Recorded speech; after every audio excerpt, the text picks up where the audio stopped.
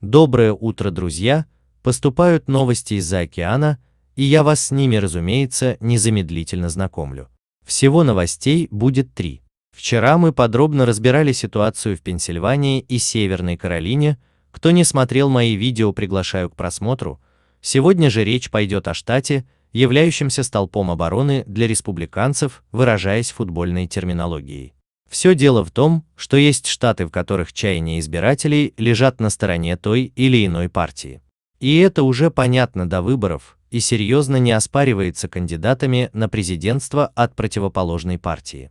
Но когда завязывается серьезная борьба в штате, где большинство за республиканцев, и они побеждали в штате последние 28 лет, то эта ситуация требует серьезного размышления. Ибо так просто свои предпочтения избиратели не меняют. Речь, как вы поняли, идет о штате Джорджия, и Трамп сегодня понял, что он может лишиться оплота республиканской партии. Кратко напомню суть дела. Ранее поданный иск штаба Трампа о пересчете голосов в штате Джорджии был одобрен в связи с крайне незначительным разрывом между кандидатами на президентство, и сейчас в Джорджии инициирована ручная проверка голосов избирателей.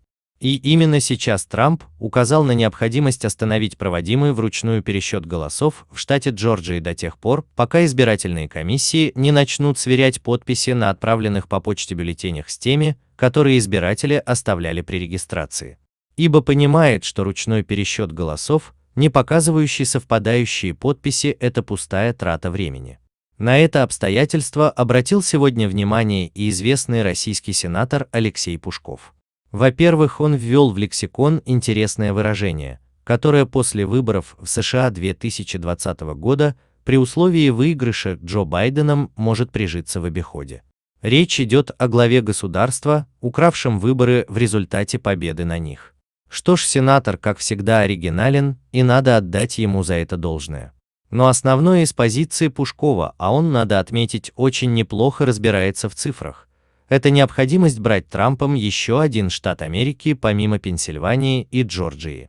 А ведь мы понимаем, что пока еще Пенсильвания выиграна Трампом только на основании его записи в личной страничке на Twitter.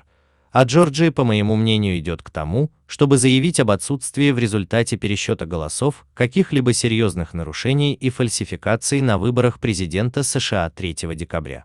Но в любом случае лучше нарисовать нерадужную картину хода выборов и радоваться затем резкому изменению, чем праздновать пировую победу, основанную только на записях в Твиттер Трампа. Я стараюсь при подаче информации быть при этом максимально объективным, несмотря на симпатии тому или иному кандидату.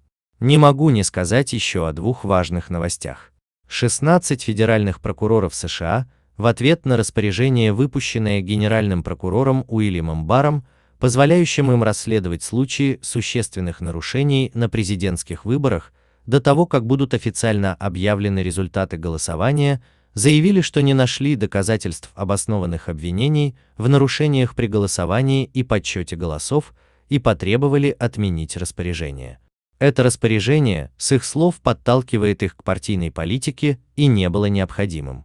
Но нельзя также не упомянуть о десятках тысячах сторонников действующего президента, вышедших на улицы в знак протеста против результатов выборов. При этом Трамп раскритиковал освещение данного события СМИ Америки. Кстати, на своей страничке в Twitter он написал о сотнях тысячах человек, вышедших на его поддержку. Вот на этой ноте и закончу свой новостной блог. Подписывайтесь на мой канал, и вы не пропустите главных новостей в России и мире. С уважением, Ренат.